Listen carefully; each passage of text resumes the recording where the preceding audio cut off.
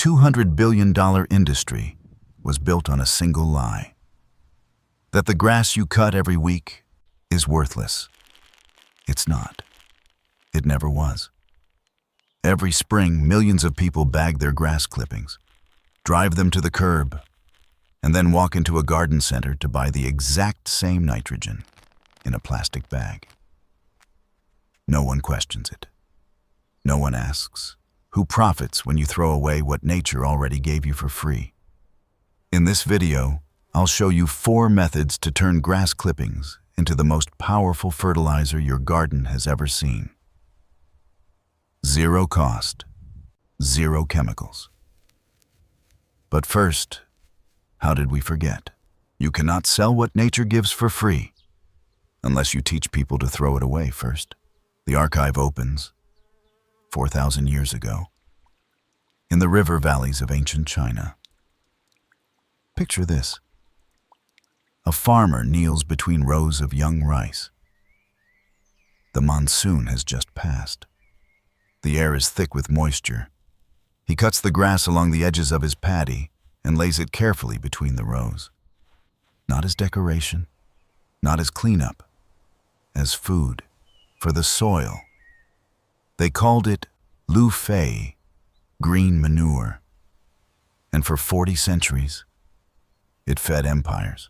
No factory, no formula, no plastic bag, just grass and patience. But she wasn't the only one who knew.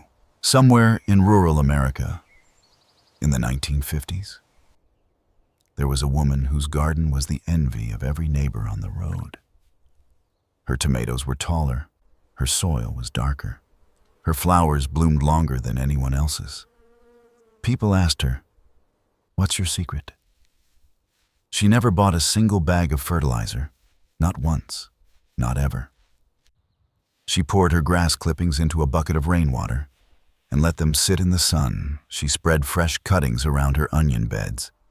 She mixed the dry grass with autumn leaves and made compost. 4 methods. No science degree. She didn't need a laboratory to understand the nitrogen cycle. She just watched the grass. She was not alone. And she was not the first.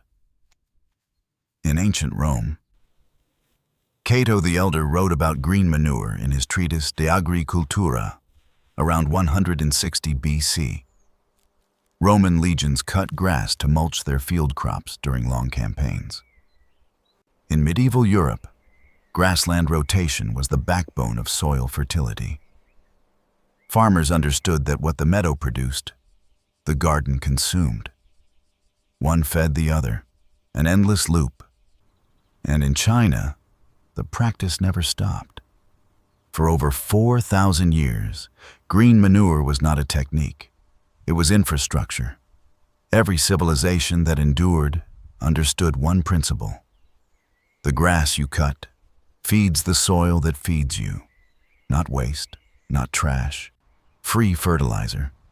If you're already starting to see your lawn differently, subscribe. We have more cycles to uncover. Then, someone decided this knowledge was bad for business. In 1913, Fritz Haber and Carl Bosch cracked the code for synthesizing nitrogen from thin air. The Haber-Bosch process. It was originally designed to make explosives for the German war effort. After the war ended, the factories didn't close. They pivoted. Ammunition plants became fertilizer plants, and a new industry was born. By the 1950s, synthetic fertilizer was everywhere. The marketing was relentless. Modern science beats grandmother's methods. Why wait for compost when you can pour it from a bag? They didn't ban grass clippings. They didn't need to. They just made you forget what they're worth. Today, the global synthetic fertilizer market is valued at over $200 billion a year. According to industry reports, the average homeowner spends $50 to $100 annually on lawn and garden fertilizer. Every bag you buy is a bag of nitrogen your lawn already produced for free. But the science caught up, and now we know exactly why these 4 methods work. The cycle never stopped. It just waited for someone to listen again. Modern soil science confirms what farmers knew for millennia. Fresh grass clippings contain approximately 4% nitrogen, along with phosphorus and potassium. When microbes in the soil break down organic matter, they release these nutrients back into the root zone. This is the nitrogen cycle, nature's original engineering. And here is how you use it. Method 1. Liquid fertilizer. This exact technique appears in Chinese agricultural texts from 2,000 years ago. Fill a bucket to the top with fresh grass clippings. Pour rainwater until the grass is completely covered. Rainwater is always the better choice. Chlorinated tap water can slow the fermentation. Let it sit in the sun for about 10 days. Stir every few days. When the liquid turns dark, stops foaming, and develops that strong, specific smell, it's ready. This is pure nitrogen in liquid form. Dilute it with water at a 1:10 ratio. 1 part fertilizer, 10 parts water. Pour it around the base of your plants. You will see them respond within days. One critical warning: if your lawn has been treated with herbicides, do not use that grass for vegetable fertilizer. Chemical residues can carry through. Method 2. Mulching. Before plastic mulch, before landscape fabrics, there was grass. Your grandmother knew. For vegetables and herbs that need nitrogen fast, use fresh grass clippings. Lay them around the base of your onions, your peppers, your leafy greens. Fresh grass decomposes quickly. It delivers nitrogen directly, retains moisture, and suppresses weeds. One rule: the grass must not contain seeds. Seed-free clippings give you weed control as a bonus. For potatoes and root crops, use dried grass or hay instead. Why? Because potatoes need airy protection that won't compress the soil. The dried layer acts as an insulator.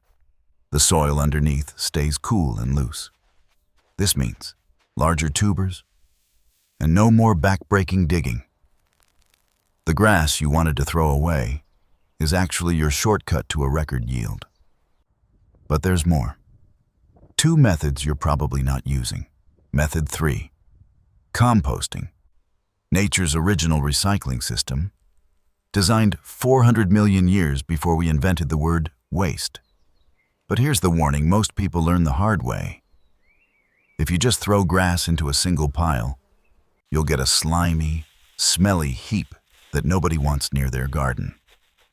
The secret to successful compost is balance. Green and brown.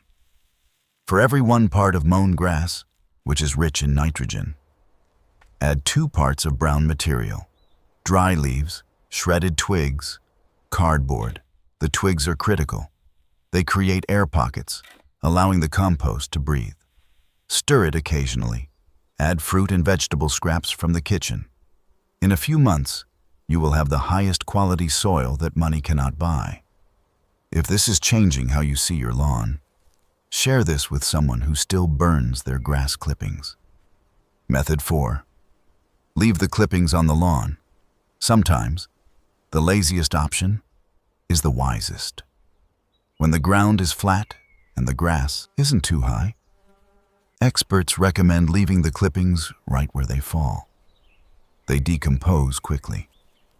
They act as fertilizer for the very lawn they came from. A closed loop, 0 effort. Not every handful needs to be collected. Some of it belongs right where it is. And one bonus most people miss. After cutting succulent grass, a lot of material sticks to the underside of the mower. When you scrape it off, it resembles manure, because it functions almost the same way. That mixture of grass and soil is pure energy for your flower beds. What most people wash away during cleanup is one of the best fertilizers you'll ever find. Before we close, a word of caution: respect the cycle. Use it wisely. If your lawn is treated with herbicides, keep that grass away from your vegetable garden. Chemical residues can persist through composting. When fermenting liquid fertilizer, place it in a ventilated area. Keep it away from children. And when using grass as mulch, make sure it's free of seeds. Otherwise, you're planting weeds instead of suppressing them. These are simple rules. Follow them, and the cycle rewards you. For 4,000 years, this knowledge lived in the hands of farmers. Then, it slept. For 70 years, an industry told you the cycle was broken, that you needed their bags, their chemicals, their permission to grow. But the cycle never broke. It waited. Under every lawn, in every handful of cut grass, in the memory of every grandmother who never bought a single bag. Now, it awakens. The archive closes, but the cycle doesn't. Every handful of grass clippings you save is a vote against the system that told you to buy what nature gives for free. Every bucket of liquid fertilizer you brew is knowledge recovered. Every compost pile you build is a garden your grandchildren will inherit. If knowledge like this shouldn't be buried again, subscribe to this channel. We have more cycles to uncover. The next archive opens soon. The archive closes. But the seeds don't. They wait, in the soil, in the roots, in the memory of everyone who chose to remember.